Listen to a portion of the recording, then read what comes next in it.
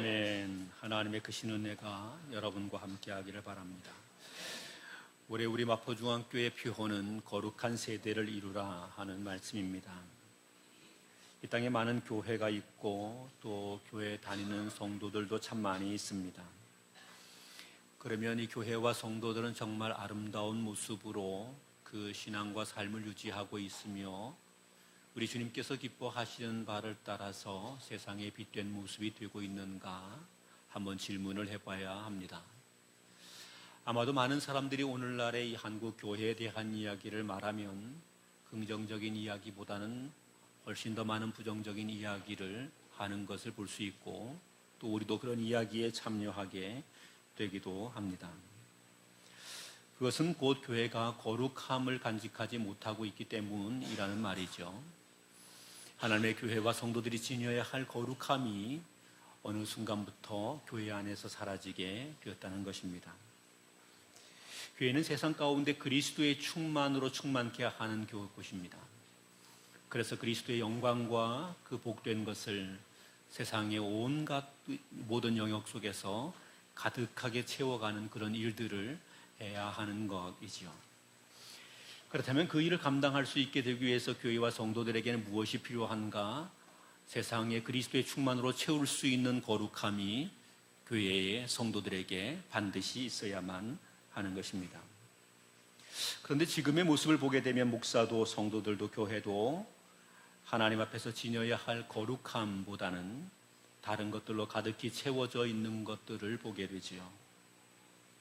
세속적인 것들을 가득히 채웁니다. 교회의 외형적인 규모를 자랑합니다.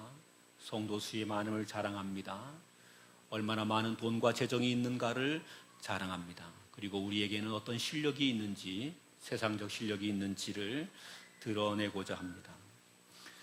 거룩이 충만하여야 하지만 거룩보다는 세속화가 더 충만하고 세속성이 더 많습니다. 세상의 돈, 세상의 권세를 좋아하고 그것을 따라 굽신거리며 하나님을 찾거나 하나님을 경외하거나 하나님의 명령을 수행하는 것은 뒷전일 때가 많습니다.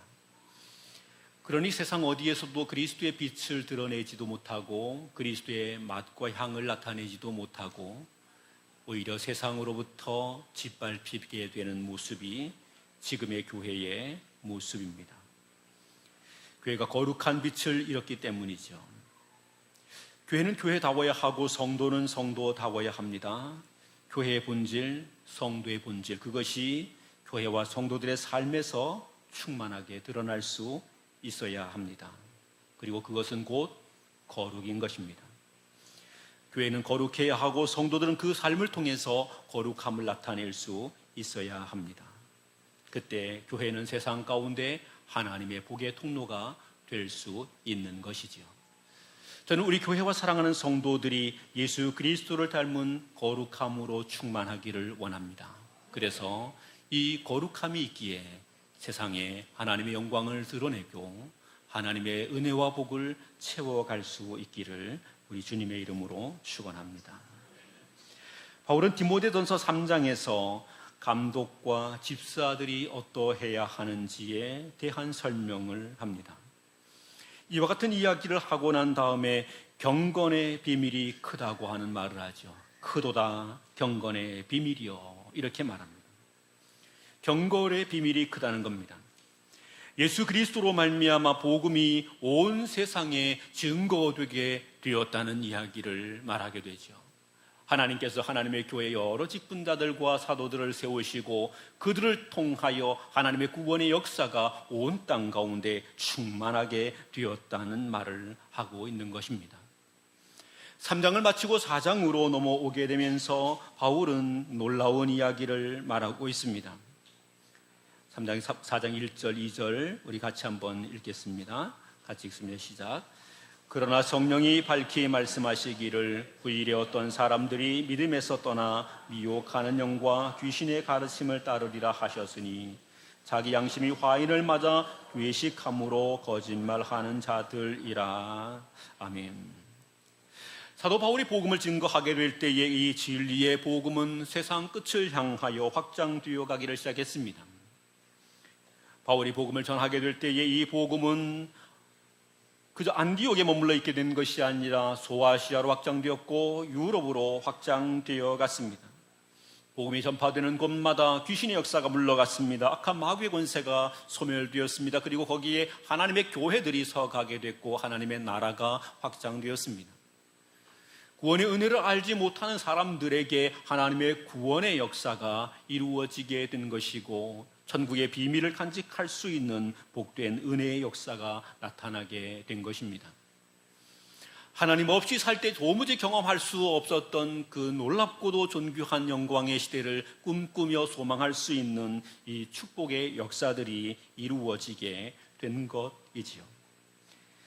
그런데 바울은 이렇게 이야기합니다. 복음이 확장되어 가게 될 때 하나님의 영광이 나타나게 되고 하나님의 구원의 능력의 역사들이 있게 되는데 그와 함께 따라오게 되는 또 다른 것도 있다는 사실을 말합니다. 반복음, 비복음이 이 복음이 지나는 자리마다 찾아오게 된다는 사실을 말하지요. 바울이 복음을 전하게 됐던 그 교회들마다 하나님의 은혜 가운데 풍성하게 교회들이 세워졌는데 얼마 있지 아니하여 그 교회 안에 복음이 아닌 것, 다른 복음, 비복음, 거짓 복음들이 들어와서 교회를 오염시키고 병들게 하는 일들이 많이 있었던 것이죠. 갈라디아 교회를 향하여서 바울 사도가 편지할 때 이런 말합니다. 너희가 그리스도 예수의 복음을 듣고 그 은혜의 감격으로 기뻐한 지가 얼마 되지 아니하였지만 벌써 너희 가운데 다른 복음을 받아들이게 됐다고 말합니다. 그리고 다른 복음은 없다고 하는 이야기를 강하게 말하면서 누구든지 예수 그리스도로 말미암는 구원의 복음 외에 다른 것을 전하게 된다면 그가 천사라 할지라도 하나님의 저주를 받을지어다라고 명확하게 선언하고 선포하고 있지요. 하나님의 복음이 증거되는 곳에는 복음의 역사가 있게 되지만 더불어서 악한 마귀는 그 복음의 역사를 방해하기 위해서 다른 것, 비복음, 가짜 복음 또는 복음에 반대하는 반복음을 나타냅니다.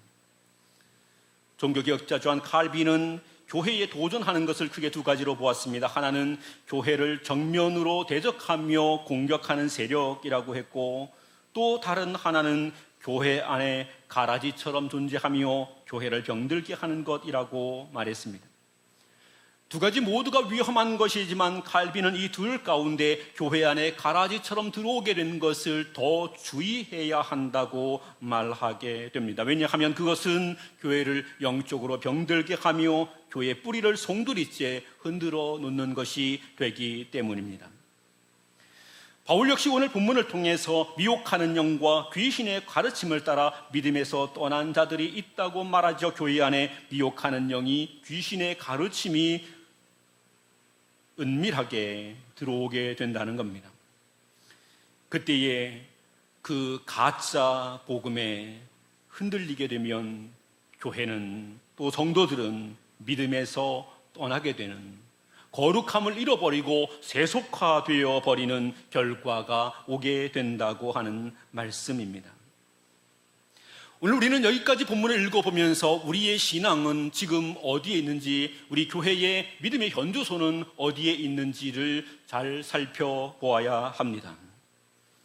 지금 우리 교회는 믿음 안에 안전하게 서 있는지, 우리 교회는 믿음에 견고하여 조금도 흔들림이 없는지, 미혹하는 영과 귀신의 가르침에 현혹되어 이리 흔들리고 저리 넘어지고 비틀거리고 있지는 않는지를 보아야 합니다. 독초처럼 찾아들게 된 비복음, 반복음에 의하여서 신앙의 본질을 잃어버리고 거룩을 추구하기보다는 세속을 추구하고 세속적 욕망과 야망을 따라가고 있지는 않는지 우리를 점검해 보아야 합니다. 그리고 우리 자신을 바르게 세울 수 있도록 노력해야 합니다. 지금 한국 교회 안에는 참된 복음 외에 다른 것이 가득합니다. 동성애를 찬성하는 목회자들을 비롯하여서 성경에서 명확하게 금하고 있는 것을 괜찮다고 말하는 사람들도 많습니다. 성경 해석이라는 이유를 통해서 성경이 분명하게 우리에게 선포하고 있는 말씀을 왜곡 변질하며 다른 것을 가르치는 사람들도 또한 많이 있습니다. 주일 성수에 대한 것, 11조에 대한 것 등등 우리에게 가르치는 성경의 수많은 교훈들이 있습니다만 그 모든 것을 다 부정하며 인간의 욕망을 자극함으로 신앙에서 떠나게 하는 일들이 많습니다. 하나님의 말씀이기보다는 사람의 귀를 즐겁게 하는 이야기를 따라서 흔들리게 되는 일들도 많습니다. 진리의 복음이 선포되면 이제는 그 복음을 받아들이려 하기보다는 그것에 대하여 반발하며 거절하는 것이 우리의 습관이 되어 가고 있습니다. 지금 한국교회는 믿음의 파선 위기에 놓여 있다 해도 과언이 아닐 것입니다. 그래서 지금의 교회와 성도들은 세상으로부터 끊임없이 짓밟히고 있는지도 모릅니다. 이제 우리는 다시금 주의하며 우리 안에 잃어버린 거룩을 회복해 가야 합니다. 한국 교회 안이 지금 우리 자신에게서부터 잃어버린 거룩이 무엇인가를 회복하며 우리에게 있는 거룩성을 찾아올 수 있어야 합니다. 우리 가운데 물들어 있는 세속적이고 거짓되며 속된 것, 하나님이 기뻐하지 아니하시는 것을 철저히 몰아내고 주님께서 우리에게 말씀하시는 바 그 거룩의 삶을 살아낼 수 있어야 할 것입니다. 본문 3절에서 5절까지 한 목소리로 같이 읽겠습니다. 혼인을 금하고 어떤 음식물을 먹지 말라고 할 터이나 음식물은 하나님이 지으신 바니 믿는 자들과 진리를 아는 자들이 감사함으로 받을 것이니라. 하나님께서 지으신 모든 것이 선함에 감사함으로 받으면 버릴 것이 없나니 하나님의 말씀과 기도로 거룩하여 짐이라. 아멘. 오늘 본문은 디모데에게 보내는 편지입니다. 사도 바울은 믿음의 아들 디모데에게 이 편지를 보냈습니다. 디모데는 바울이 에베소에 남겨두어서 그 교회를 목회하게 했었지요. 디모데는 에베소 교회의 목회자, 목사님이었습니다. 그 에베소 교회 안에 어떤 일이 있게 되었었던가, 어떻게 하는 것이 거룩을 이루는 것이냐의 문제에 대하여서 여러 사람들의 주장들이 있었던 것입니다. 그 중에 대표적인 두 가지는 혼인을 금하는 것과 어떤 음식을 먹지 말아야 된다는 것이었지요. 하나는 당시에 만연해 있던 영지주의에 기반한 주장입니다. 영지주의자들은 이렇게 생각했습니다. 육신적인 것은 죄악된 것이고 영적인 것은 거룩한 것이라고 생각했습니다. 그래서 우리가 육신으로 따라 살아 행하는 그 모든 것, 우리의 눈에 보이는 것, 우리의 손에 만져지는 것, 이 물질적인 세계는 모든 것이 다 죄악된 것이라고 한 거죠. 그 물질 이면에 있는 영적인 것이 있는데 그 영적인 것이 본질이라는 것입니다. 헬라 철학을 통해서 설명하면 이렇습니다. 형상으로 드러나게 되는 모든 것은 그저 형상일 뿐이다. 그것은 더러운 것이다. 그러나 그것의 본질이 되는 그것은 바로 그 본질은 그것이 진짜이므로 이것은 참이다. 이렇게 본 것입니다. 이런 철학적 영향을 받아서 이 영지주의자들은 육신은 더러운 것이다, 속된 것이다, 죄악된 것이라고 보게 됐습니다. 그래서 거룩하게 되려면 육신을 소멸시켜야 한다고 말합니다. 육신을 채찍질해야 되고 육신을 괴롭혀야 되고 육신을 고행케 해야 된다고 생각했습니다. 그래서 이런 사람들은 사람이 결혼하여 가정을 이루게 되는 것은 육신적인 결합이며 그 육신의 결합을 통해 가정을 이루게 되는 것이기에 이것은 깨끗하거나 거룩한 것이 아니다. 거룩하게 되려면 혼인을 금해야 된다. 이렇게 말하게 되었던 것이죠. 오늘날에도 이런 생각은 많이 있습니다. 천주교의 사제들은 결혼하지 않지요. 기독교의 목사들은 다 결혼을 합니다. 오히려 기독교의 목사들은 결혼하지 않으면 목사가 될 수 없습니다. 그런데 이 둘과의 차이를 보면서 사람들은 이렇게 말하죠. 천주교의 사제들은 결혼하지 아니하였으니 그들은 성결하다. 기독교의 목사들은 결혼하였으니 그들은 깨끗이 않다. 이렇게 생각하는 사람들이 있습니다. 그것은 초대교회의 이단이었던 영지주의적 사고를 그대로 답습하는 것에 불과합니다. 오늘 성경은 이렇게 말합니다. 하나님이 지으신 모든 것이 선하니라고 말씀합니다.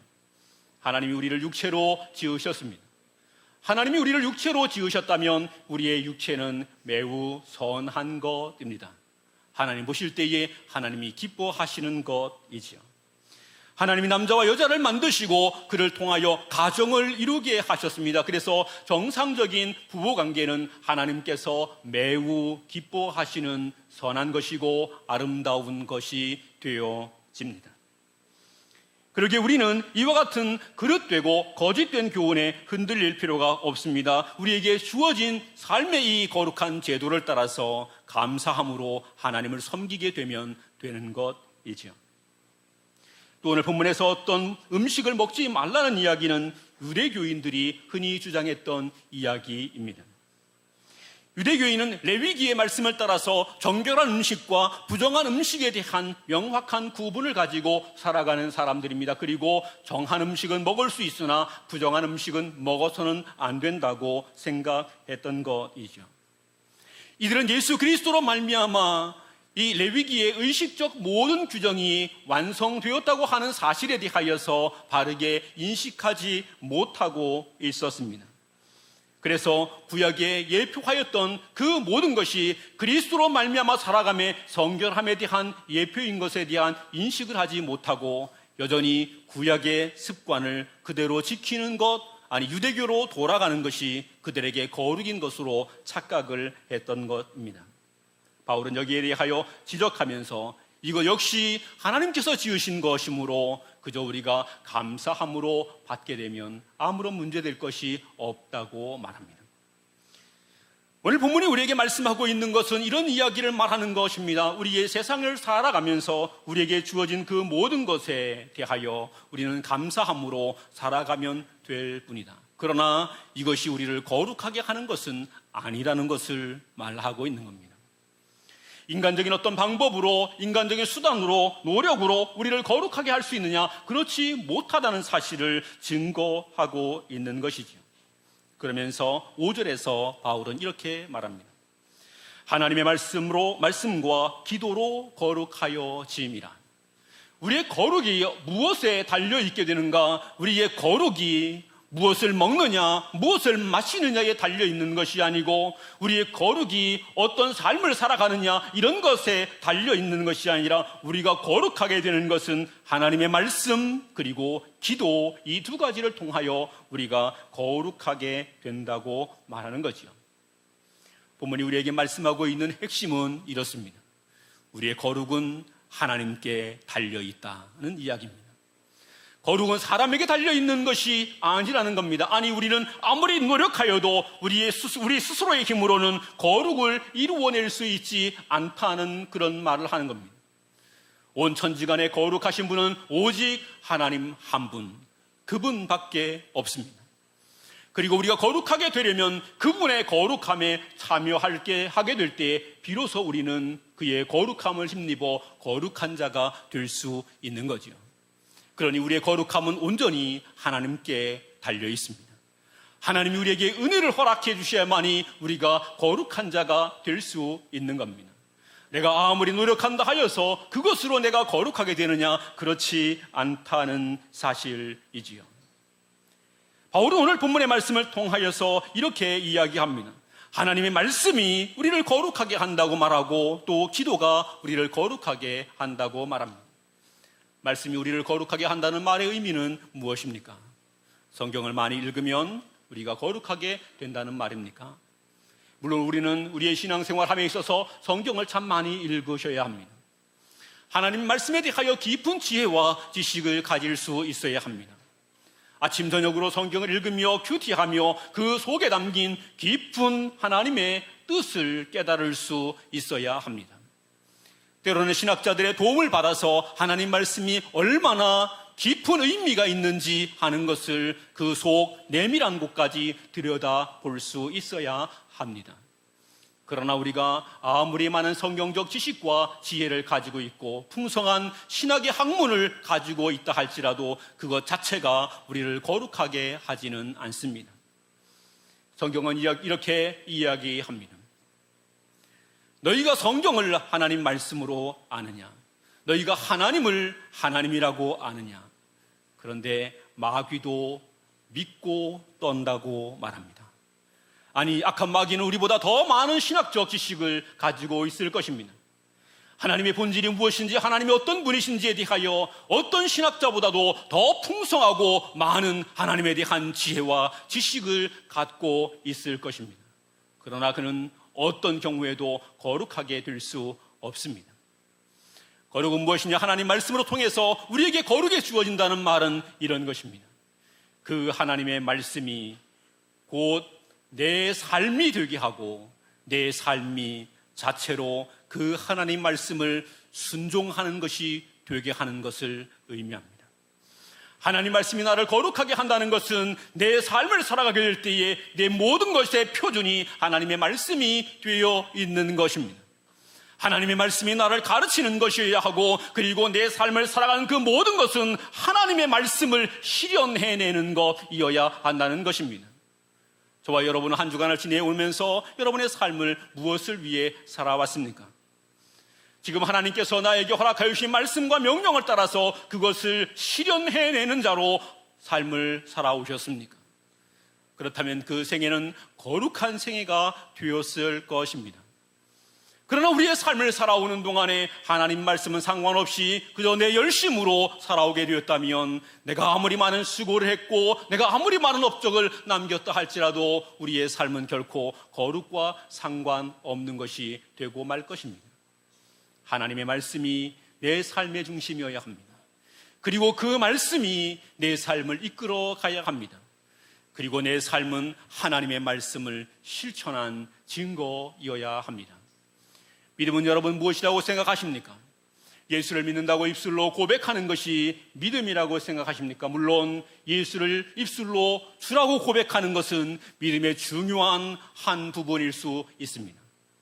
그러나 진짜 믿음은 삶으로 증거해내는 믿음입니다. 우리의 삶이 하나님의 말씀을 실천한 증거이어야 합니다. 그때 그 믿음은 온전하게 되어지는 것입니다. 그 믿음이 우리를 거룩하게 하며 그 믿음이 우리의 삶을 구원의 은혜로 인도해 가게 된다는 사실입니다. 사랑하는 성도 여러분, 여러분의 삶에 하나님의 말씀이 충만하게 임하기를 원합니다. 여러분의 삶을 살아가는 동안에 여러분이 날마다 하나님 말씀과 동행하여 살아갈 수 있게 되기를 원합니다. 언제 어떤 순간에도 말씀과 내가 상관없는 모습으로 살지 않고 모든 순간 먹고 마시며 잠자고 일어나며 깨어 행하며 숨쉬며 우리의 활동하는 모든 것이 곧 하나님의 말씀의 실현일 수 있기를 바랍니다. 그래서 말씀이 여러분을 거룩하게 하시는 그 은혜 가운데 거할 수 있기를 우리 주님의 이름으로 축원합니다. 기도가 우리를 거룩하게 한다는 이 말씀은 또 무엇입니까? 우리는 기도해야 합니다. 때를 따라 기도해야 합니다. 아니, 때를 얻든지 못 얻든지 우리는 항상 깨어 기도할 수 있는 자가 되어야 합니다. 기도한다는 것은 그저 기도하기 위하여 어떤 자리에 앉아서 하나님의 이름을 부르고 하나님께 우리의 소원을 이야기하는 것, 그것이 기도가 아닙니다. 기도는 하나님께 내 생애를 맡기는 것입니다. 어떤 사람이 하나님 말씀을 온전히 실현해 갈 수 있겠습니까? 저와 여러분 중에 어떤 사람이 성경에 기록되어 있는 이 하나님의 말씀, 이 말씀을 통하여 하나님이 오늘 나에게 원하고 있는 하나님의 뜻을 완벽하게 수행해 갈 수 있는 사람이 있겠습니까? 세상의 사람들이 우리를 바라보면서 우리의 삶을 보게 될 때 바라보는 순간 저 속에 하나님의 말씀이 역사하고 있다는 것을 볼 수 있도록 살아갈 수 있는 사람이 누가 있겠습니까? 이것은 우리로서는 불가능한 일입니다. 우리에게는 수없이 많은 허물이 있고 연약함이 있어서 하나님 말씀을 온전히 수행한다는 것은 불가능합니다. 기도는 바로 여기에서 시작됩니다. 하나님, 나는 할 수 없습니다. 그러나 하나님이 내게 능력 주시면 내가 이 일을 해갈 수 있습니다. 그래서 하나님께 나를 맡기는 것, 이것이 기도입니다. 바울은 이와 같은 말씀으로 디모데에게 권면하고 있는 것이죠. 그저 새벽 시간에, 점심시간에, 낮 시간에 앉아서 기도하는 사람이 시간을 가져라, 그런 정도의 이야기를 말하고 있는 것이 아닙니다. 너는 그 삶이 곧 하나님께 기도가 될 수 있어야 된다. 살아가는 순간순간마다 그 모든 것을 하나님께 맡기며 하나님의 도움을 구하고 하나님께 의지함으로 살아가는 자일 수 있어야 된다고 교훈해주고 있는 것입니다. 너 자신을 의지하고 너의 능력을 의지하며 내 기술을 의지하고 내 방법을 의지하지 말고 하나님께서 어떻게 이루어 가시는지 그 하나님의 방법을 의지하며 사는 자가 되라고 말하는 것입니다. 그렇게 될 때에 그것이 우리를 거룩하게 한다고 교훈해주고 있는 겁니다. 사랑하는 성도 여러분, 저는 우리 교회가 기도하는 교회이기를 바랍니다. 많이 모여서 기도할 수 있게 되기를 바랍니다. 새벽에 모여 기도하며 또 낮 시간에, 저녁 시간에 때를 따라 하나님 앞에 기도하는 성도들이 가득한 교회이기를 원합니다. 심야 기도 시간에 하나님 앞에 모여 기도하게 될 때 많은 분들이 참여하여 기도할 수 있기를 바라고, 또 기도하는 공동체가 점점 많아져서 기도가 우리 교회 안에 뜨거운 함성과 울림이 될 수 있기를 바랍니다. 그러나 단지 우리의 기도가 거기에 머물러 있는 것이 아니라 우리의 모든 기도가 하나님 앞에 우리 자신을 부정하여 전생애를 하나님께 내어 맡기는 한순간 한순간이 곧 기도가 되는 그런 기도가 우리에게 많아지게 되기를 바랍니다. 우리의 삶의 자리가 모두가 기도의 향기가 되어지고 우리의 행하는 바로 그 자리가 우리가 날마다 숨쉬며 살아가는 그 호흡 하나하나가 하나님 앞에 드려지는 기도가 될 수 있기를 바랍니다. 그 기도가 우리를 거룩하게 할 것입니다. 오늘 바울은 이 성경을 통하여 하나님 앞에서 거룩하게 되어진다는 것은 어떤 은혜와 유익이 있는 것인가에 대한 설명을 합니다.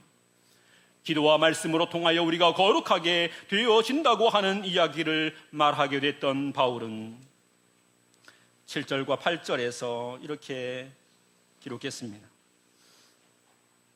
우리 7절, 8절 말씀을 같이 한번 읽겠습니다. 시작. 망령되고 어탄한 신화를 버리고 경건에 이르도록 내 자신을 연단하라.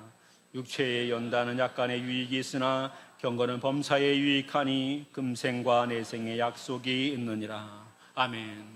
이 말씀에 보면 이런 이야기를 말합니다. 경건은 범사에 유익하니 금생과 내세의 약속이 있느니라. 이 땅을 살아가는 동안에도 하나님의 은혜의 약속이 성취된다는 말입니다. 그리고 영원한 하나님의 나라에서도 그 약속이 그대로 성취된다는 그런 이야기입니다. 거룩이라고 하는 말은 하나님의 영광이라는 말과 맥을 같이 합니다. 그 하나님의 영광이라는 말은 하나님의 권능이라는 뜻과 그 의미를 같이 하고, 그리고 그 하나님의 영광, 권능이라는 것은 우리에게 복이라는 말과 같은 의미를 갖습니다. 다시 말씀드리면 이렇습니다. 우리가 하나님 앞에 거룩하게 된다는 것은 그 거룩하신 하나님께 연결이 이른다는 것입니다. 그 하나님의 영광에 참여하게 된다는 말입니다. 자크 엘윌이라는 분은 이 거룩한 하나님의 영광에 참여하게 된다는 표현보다는 다른 표현을 쓰는데, 그 하나님의 영광에, 그 거룩하심에 연루된다는 표현을 씁니다. 내가 하나님 앞에 참여하게 되는 것이 아니라 하나님의 은혜로 내가 거기에 연결이 된다는 것입니다. 그분의 거룩함에 내가 연루된다는 거지요. 연결이 된다는 겁니다. 내 힘이 아니고 내 능력이 아니고 하나님의 은혜로 그와 같이 된다는 것이지요. 그래서 그 영광의 하나님으로부터 우리에게 공급되는 한없는 은혜가 있다는 말입니다. 저는 우리 교회 가운데 거룩으로 말미암는 하나님의 복이 가득하게 되기를 원합니다. 우리에게 있는 어떤 고난, 어떤 역경도 빼앗아갈 수 없는 하나님의 축복이 우리에게 있게 되기를 원하고, 이 땅의 여러 가지 비복음과 반복음이 교회와 세상을 위협하며 또 성도들의 믿음을 위협하게 되는 이때에 흔들림이 없이 견고한 믿음 안에 거룩함으로 하나님이 허락하여 주시는 그 은혜의 복에 연루되고 참여되는 이 놀라운 권세가 있게 되기를 원합니다. 지금 우리 한국 교회는 어떠합니까? 하나님의 말씀과 기도 안에 정말 서 있습니까? 하나님의 말씀과 기도로 통하여 세워져 가고 있습니까? 바울은 오늘 본문의 말씀을 통해 이와 같은 이야기를 말합니다. 하나님의 교회가 그 거룩함을 계승할 수 있게 되기 위하여서 너는 믿음의 사람들을 가르치라고 말씀합니다.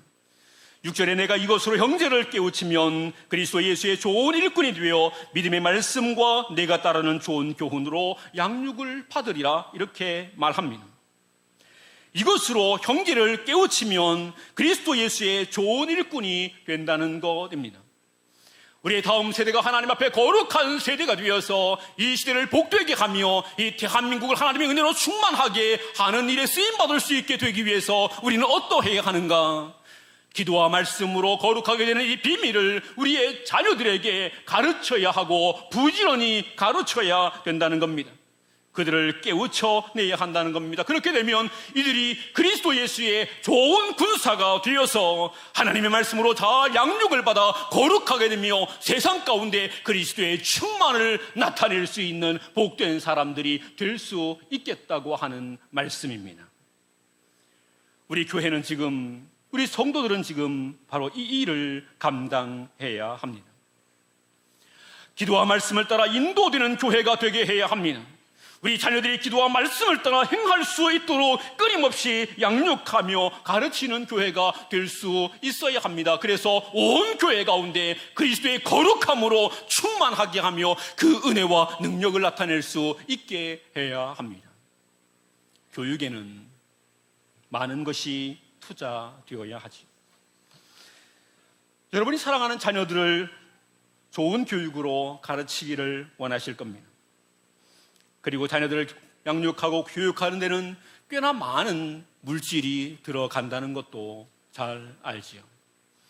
그래서 요즘 젊은 사람들은 자녀를 많이 낳지 않으려고 합니다. 많은 돈이 들게 되기 때문이라고 하지요. 자녀를 낳아놓았다고 가르칠 수 있는 것이 아니기에 또 많은 돈이 들기 때문에 자녀를 많이 낳지 못한다고 합니다. 한 명 아니면 두 명의 자녀를 낳아서 그들에게 집중적으로 투자하고 그들을 좋은 다음 세대의 사람들로 세워가겠노라고 이렇게 말하기도 하지요. 그만큼 자녀를 잘 양육한다는 것은 힘들고 많은 것을 투자해야 합니다. 바울은 오늘 디모데에게 이렇게 교훈했습니다. 망령되고 허탄한 신화를 버리고 경건에 이르도록 내 자신을 연단하라고 합니다. 디모데는 에베소 교회를 목회하는 목회자입니다. 에베소 교회 목사님에게 바울은 말하고 있는 겁니다. 내가 경건에 이르도록 연습하라. 내가 하나님의 말씀과 기도로 따라가는 사람이 되어야 한다. 네가 하나님의 말씀과 기도로 경건의 훈련을 끊임없이 감당하는 자가 되어야 한다.